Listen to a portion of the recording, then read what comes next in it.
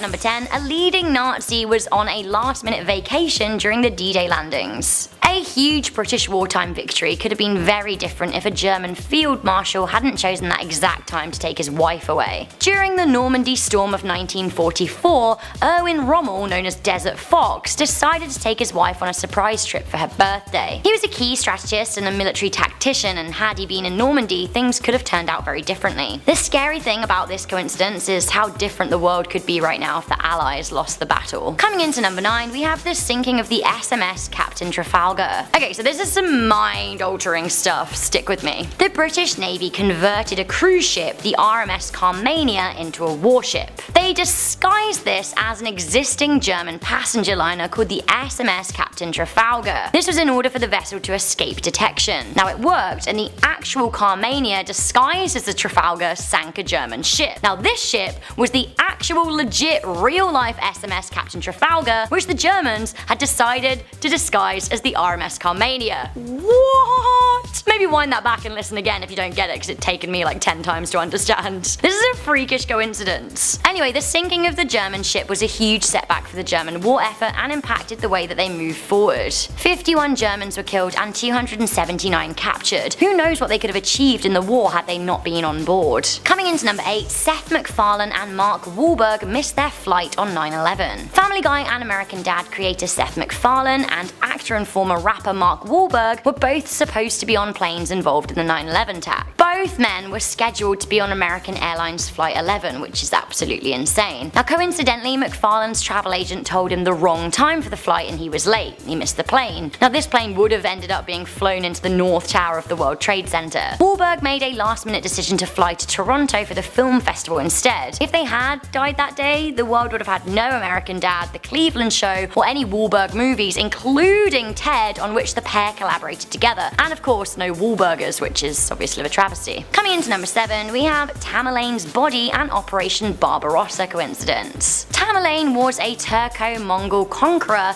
and the founder of the Timurid Empire. He lived between 1336 and 1405, but his tomb was opened and his body exhumed by the Soviets just days before the Nazi troops launched a planned attack. His tomb was said to hold a curse that read, "When I rise from the dead, the world shall tremble. Whomsoever opens my tomb shall unleash an invader more terrible than I." Now 3 days later, Hitler launched Operation Barbarossa, the largest military invasion of all time, with heavy losses. This is a really scary coincidence. Barbarossa, of course, was an event that changed the world and also marked the decline in Hitler's stronghold. Coming into number 6, we have the weird events surrounding the sinking of the Titanic. Now the sinking of the Titanic was eerily foreshadowed in Morgan Robertson's The Wreck of the Titan. The story, written in 1898, so 14 years prior to the sinking of the Titanic, depicts scarily similar circumstances. A luxury ship, the Titan, is hailed as unsinkable. It then hits an iceberg on a cold April night and goes down. Sound familiar? Also in the book, the boat is a similar size and length to the Titanic. It travels around the same speed, and drumroll, there were not enough lifeboats for passengers. Is this a weird coincidence, or was Robertson a clairvoyant? Obviously the sinking of the Titanic really did change history for, ever. Coming in at number 5, we have Lewis and Clark almost not making it through their expedition alive. Captain Meriwether Lewis and Lieutenant William Clark crossed the western point of the United States between 1804 and 1806. Their journey and discovery shaped modern America. At one point, the pair were captured by a Native American tribe. Their female guide Sacagawea discerned that the tribe planned to kill or desert them, but it all turned around when she discovered that the leader of the tribe was actually her long-lost brother. Weird. She was stolen by a rival tribe when she was younger, and she only just recognized him then. As a result, the crew were gifted horses and allowed safe passage. What a coincidence. If that hadn't have happened, well, honestly, who knows. Coming in at number 4, we have the savior that was Teddy Roosevelt's thick speech. Theodore Roosevelt was very nearly killed in 1912 when he campaigned for re-election, but he was saved by a thick speech and a glasses case. In an eerie coincidence, Roosevelt placed the folded up paper and glasses case in his breast pocket, the exact area he was shot by a saloon keeper, John Flaming Shrank. He was saved by the contents of his pocket, and as he was not coughing up blood, he concluded that his lung hadn't been pierced, so he would continue his speech. On stage, he said, "I shall ask you to be as quiet as possible. I don't know whether you fully understand that I've just been shot, but it takes more than that to kill a bull moose." Bull moose. Good. Coming into number 3, we have the eerily weird circumstances surrounding the assassinations of President Lincoln and President Kennedy. So the assassinations of Abraham Lincoln and John F. Kennedy have some very strikingly similar circumstances. Lincoln was the first president to be shot and Kennedy the last. The pair were both killed on a Friday before a big public holiday. They both sat beside their wives who weren't injured. Both were succeeded by a vice president named Johnson. Andrew was born in 1808 and Lyndon in 1908.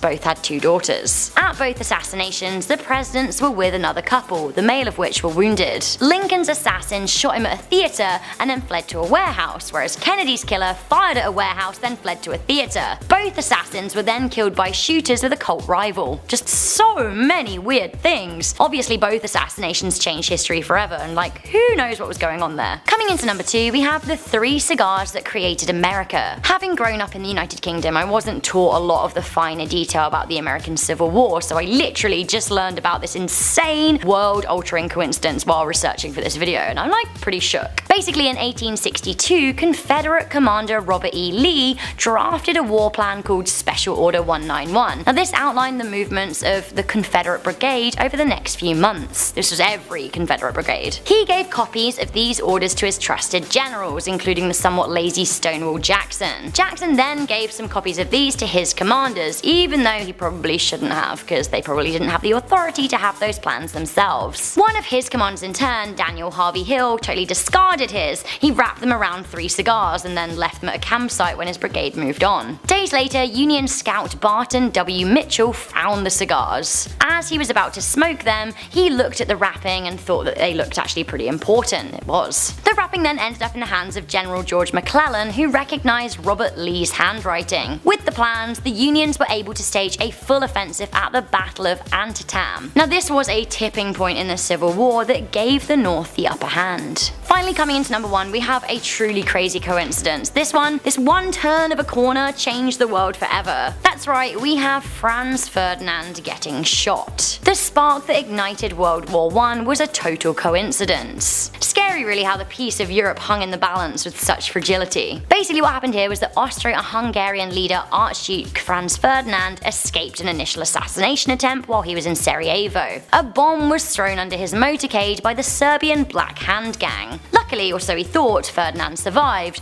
but in some Final Destination style turn of events, the initial assailant, Gravillo Princip, happened to be in a cafe where the Archduke's motorcade drove by again. This time, his car stalled and gave him enough time to shoot him and his wife. This was the straw that broke the camel's back in terms of the ignition of World War I, and what a scary coincidence, and this really did change the world forever. Coming in at number 10, we have Stephen Hawking's death day. Stephen Hawking was one of the most brilliant minds of our time and left a scientific legacy that humans will revere for centuries to come. It was definitely a sad day when he died on March 14th, 2018. Wait a minute. Isn't that 3.14? Aren't those the first 3 numbers of pi? Why yes. Yes it is. But wait, that's not all. Not only does Hawking's death day coincide with pi, it also lands on Albert Einstein's birthday and on the day that Galileo also met his end. I guess great minds think alike. Coming in at number 9, we have Mark Twain and Halley's Comet. They came in together, they must go out together. This was something Twain said before he died. Mark Twain was born on November 30th, 1835, which was the same year and 2 weeks after Halley's Comet flew past. During his time on Earth, Twain was famous for such works as Tom Sawyer and The Adventures of Huckleberry Finn. And many more. He was awesome. Twain was convinced next time the Halley Comet dropped by, that would be his time to go, and he was right. On April 21st, 1910, Mark Twain met his end, which was coincidentally the day after the comet passed by once again. Coming in at number 8, The Simpsons in general. One of the longest running TV shows in history, The Simpsons are notorious for somehow predicting outrageous events, including the president of the United States was going to be Donald Trump.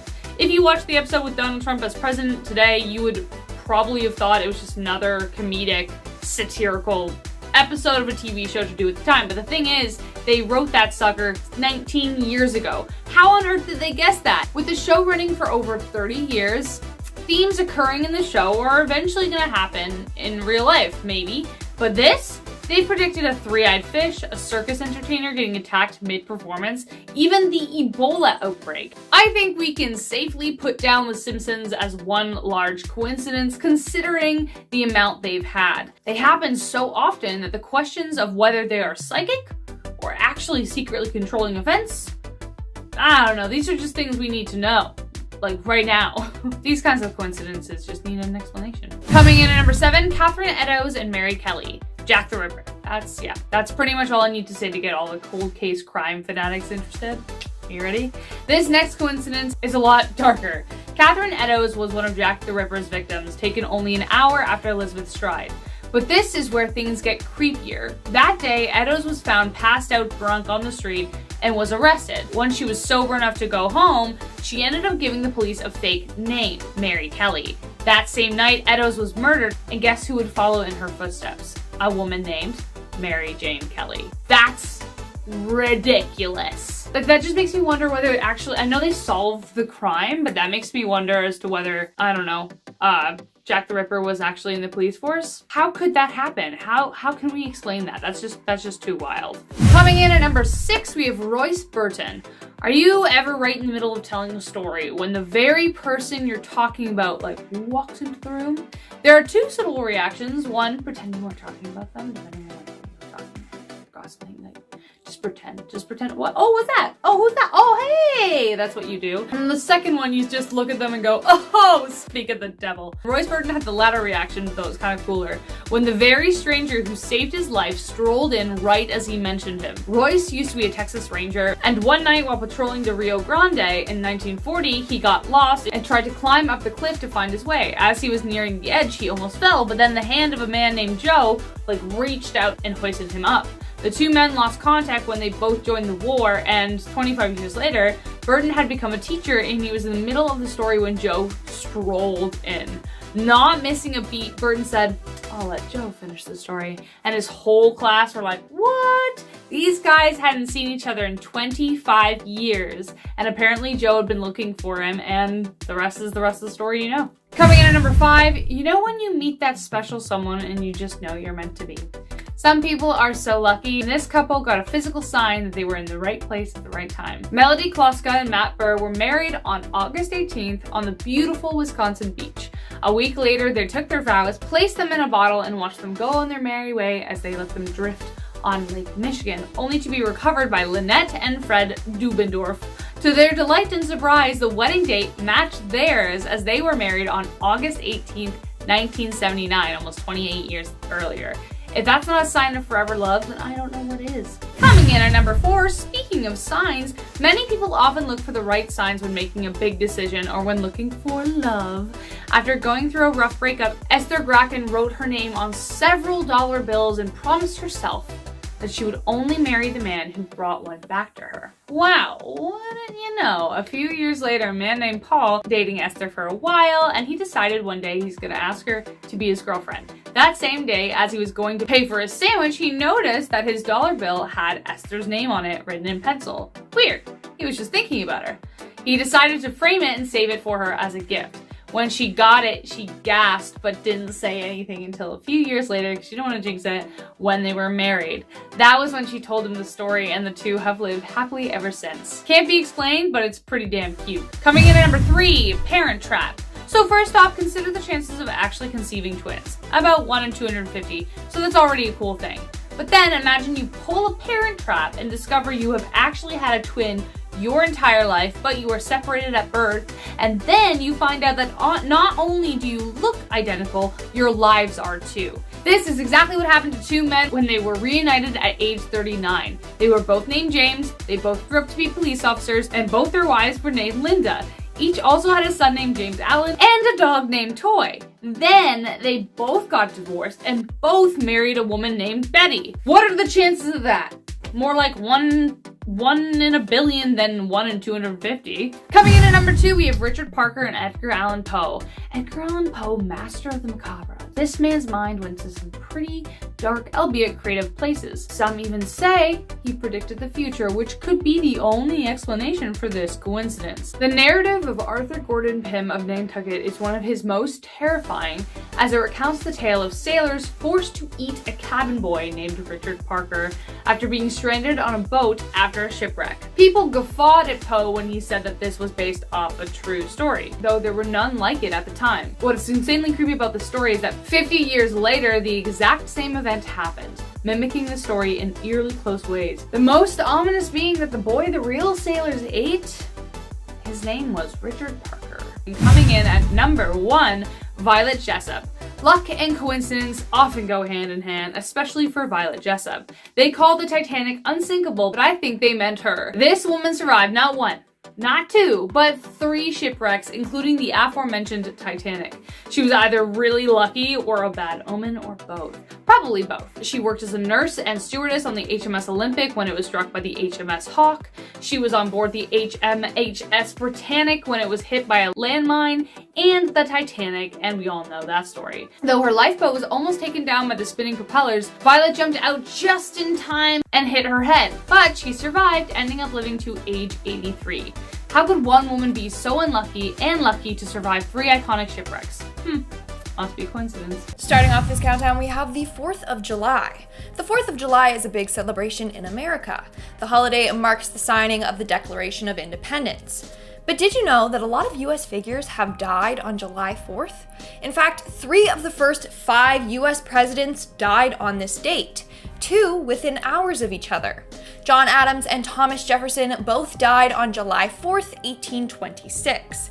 The 5th president, James Monroe, exactly 5 years later passed away as well. Seems to be a deadly date for presidents. Like, what are the odds? In our 9th spot, we have Barbary Shore. Barbary Shore is a novel written by Norman Mailer. It's about a character who rents a room in a Brooklyn boarding house in order to write a novel. Then a minor character is introduced, and it's his neighbor who turns out to be a Russian spy. Well, after the novel was finished, Mailer's neighbor was arrested for being a Russian spy and hiding out in his apartment, just like in the book he wrote. And he had no prior knowledge of his neighbor. Now that's freaky. In our 8th spot, we have The Omen. The Omen is a 1976 horror movie that caused a number of real-life tragedies. As a result, it's been called a real-life horror movie or a cursed one. A number of the cast members got into horrific accidents. For example, special effects consultant John Richardson got into a crash, and his assistant Liz Moore was cut in half during an accident, similar to the death of a character in the actual film. That's not all. The screenwriter and executive producer were both on different planes that got struck by lightning on different occasions. It's just wild how so many cast and crew members experienced tragedy after working on the film. Is this a coincidence, or is the film actually cursed? In our 7th spot, we have William Shakespeare. More like William Shakespeare, because I was shook after hearing this. So Psalm 46 in the book of Psalm reads, "Here was I like a psalm." The freaky part is that this is an anagram for William Shakespeare. Arrange the letters and it spells his name. But wait, it gets weirder. The 46th word in Psalm 46 in the King James Bible is shake, and the 46th word from the end is spear. And how old was William Shakespeare when the King James Bible was first completed? He was 46 years old. So someone explain this to me. Please go ahead. Try and explain this. Coming in at number 6, we have the Jim twins. In 1940, a set of twins were put up for adoption when they were only 3 weeks old. They both ended up getting adopted by different parents, so they got separated. They were raised differently, however, both lived near identical lives. First off, we got their names. Both adoptive parents named their son James, but the boys wanted to be called Jim. So you got Jim Lewis and Jim Springer. Keep in mind, they lived separately and had no contact with each other. gets weirder. Both gyms had a dog. They both named the dog the same. They named it Toy. In school, they both enjoyed math and carpentry, but had trouble with spelling. Both gyms went on to marry a woman named Linda, then they both ended up divorcing Linda, and then they married again. This time, they both married a woman named Betty. So you're telling me that they both married someone with the same name, not once, but twice? What are the odds? Later on in life, both of them had a son. They both named their sons James Allen. They both drove the same car in the same color, and both were chain smokers. In 1979, both the gyms actually met each other and realized just how similar they were. Like, this is wild. They had the same habits and everything. We're now at our 5th and halfway mark with My Way. My Way is a beautiful song by Frank Sinatra, but it also might be cursed. Why do I say that? Well, at least 6 people were killed in the Philippines between 2000 and 2010 while singing My Way. Karaoke is a pretty popular pastime in the Philippines. However, this song is now associated with bad luck there. One time, a man was shot by a security guard for singing this song badly at a bar. Others were killed for hogging the microphone, and quite a few were killed for singing the song on repeat. Due to the repeated deaths, the song is actually banned from ever being sung or played in bars. In our 4th spot today, we have the license plate. World War I began after Archduke Franz Ferdinand was assassinated in his car on June 28, 1914. The car's license plate read AIII-118, which wasn't a big deal until people realized that this was the date that World War I ended. November 11th, 1918, aka 11/11/18, just like the license plate. Now, this car was placed in a museum in Austria, and it sat there for almost 2 decades before a British tourist noticed the significance of the license plate. So literally, World War I started and ended with this car. Coming in at number 3, we have Catherine and Mary Kelly. On November 28, 1888, a woman named Catherine Eddowes was arrested after being found drunk on the streets of London. When she was taken in by the police, she gave them a fake name. She told them her name was Mary Kelly. Later, she was released. However, that night she was murdered by none other than Jack the Ripper. The freakiest part is that that same night, Jack went on to kill another woman, none other than Mary Kelly, the random fake name that Catherine gave the police, who is actually a real person and also got killed. How scary, but also how tragic. In our 2nd spot, we have the Disney lovers. In the early 2000s, engaged couple Alex and Donna were looking through some old photos when they came across one of Donna and her siblings at Disney. While in the background of the photo, they spotted none other than Alex and his family. Alex is the boy in the stroller being pushed by his father. So not only did they go to Disney at the same time, they just so happened to be in the same spot at the same time and got it on camera. I guess that's how you know that your love was meant to be. Years later, they decided to take their kids to Disney and recreate this iconic photo. And in our number 1 spot today, we have the lightning strike. There is a 1 in 500,000 chance of being hit by lightning. There's a 1 in 9 million chance of being struck by lightning twice. What about being struck by lightning 3 different times? This happened to a man named Major Walter Summerford. He was struck by lightning 3 different times throughout his life and survived. Not only that, but when he did pass away, his gravestone was also struck by lightning. What are the odds of that? Like, did he piss off Zeus or something?